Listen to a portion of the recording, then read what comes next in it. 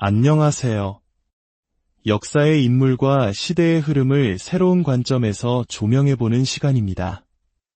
한 나라의 지도자가 걷는 길은 종종 그 시대의 거울이 되곤 합니다. 그들의 선택 하나하나가 국민들의 삶에 깊은 영향을 미치기에 우리는 늘 그들의 운명에 지대한 관심을 갖게 됩니다.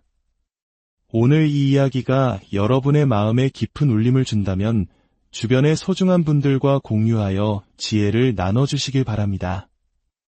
여러분의 구독과 좋아요는 저희가 더 깊이 있는 이야기를 만드는데 큰 힘이 됩니다.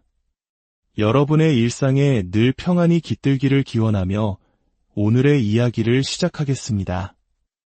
요즘 우리 사회는 여러 소식들로 유난히 소란스럽습니다.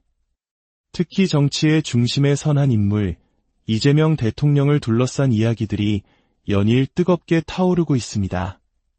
그가 걸어온 길, 그리고 앞으로 걸어갈 길에 대한 수많은 예측과 분석이 쏟아지고 있습니다.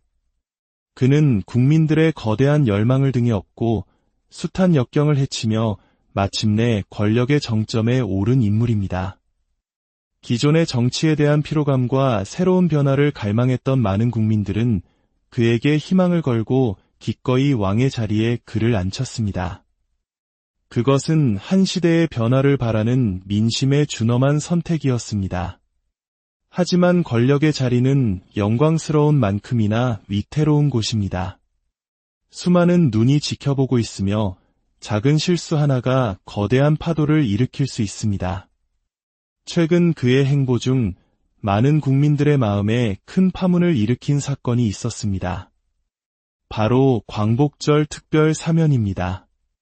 특히 일제강점기라는 민족의 가장 아픈 상처 중 하나인 위안부 할머니들을 위해 쓰여야 할 소중한 자금을 개인적인 이익을 위해 사용한 인물을 사면한 결정은 많은 국민들에게 단순한 실망을 넘어 깊은 분노와 배신감을 안겨주었습니다.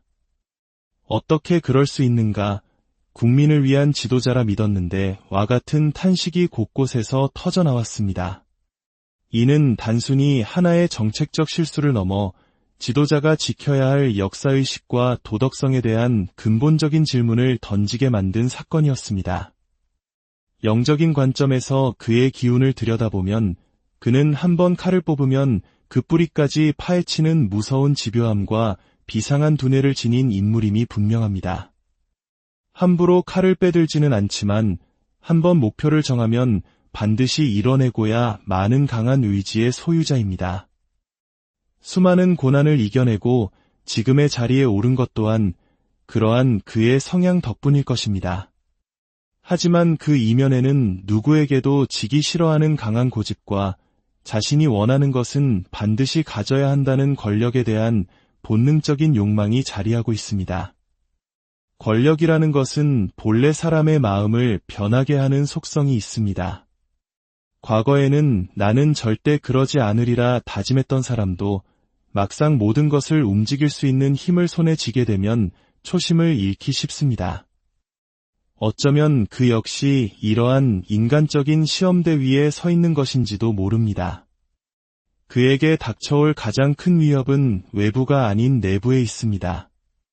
마치 조선시대에 치열했던 당쟁의 한복판처럼 지금 그의 주변에는 아군과 적군을 쉽게 분간하기 어려운 안개 같은 상황이 펼쳐져 있습니다. 가장 가까운 동지라 믿었던 이가 등 뒤에 비수를 꽂을 수 있고 같은 배를 탔다고 생각했던 이들이 그의 자리를 탐내며 물밑에서 움직이고 있을 수 있습니다. 소리 소문 없이 다가오는 배신, 이것이 그가 가장 경계해야 할 위험입니다. 위태로운 상황을 헤쳐나가기 위해 그에게 가장 필요한 것은 바로 사람 관리, 즉 인간관계의 정리입니다. 진정으로 자신을 위하는 충신과 자신의 권력을 이용하려는 간신을 명확히 구분해야만 합니다. 본인이 살아남기 위해서는 때로는 정에 이끌리는 마음을 끊어내고 냉철한 결단을 내려야만 하는 순간이 올 것입니다. 겉으로는 강인하고 단호해 보이지만 그의 내면은 지금 극심한 불안감과 압박감으로 가득 차 있을 것입니다. 언론의 스포트라이트, 수많은 카메라, 말 한마디가 천리말리 퍼져나가는 현실 속에서 그는 자신의 속마음을 쉽게 털어놓지 못하고 홀로 끙끙 앓고 있을 가능성이 높습니다. 그 강한 자존심과 고집이 오히려 스스로를 고립시키는 족쇄가 될 수도 있습니다. 운의 흐름으로 볼 때 올 하반기와 다가오는 내년의 기운은 그에게 그다지 순탄치 않아 보입니다.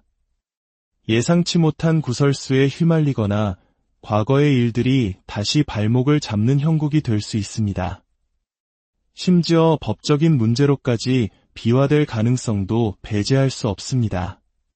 이는 마치 거친 파도가 계속해서 배를 뒤흔드는 것과 같습니다. 지지율의 하락은 이러한 운의 흐름을 보여주는 가시적인 현상일 뿐입니다. 국민들은 너무나 힘들었기에 그를 선택했습니다. 그러나 그 선택에 대한 보답이 실망으로 돌아올 때 민심은 무섭게 돌아설 수 있습니다. 한번 무너진 신뢰를 다시 쌓아 올리는 것은 새로운 성을 쌓는 것보다 훨씬 더 어렵습니다.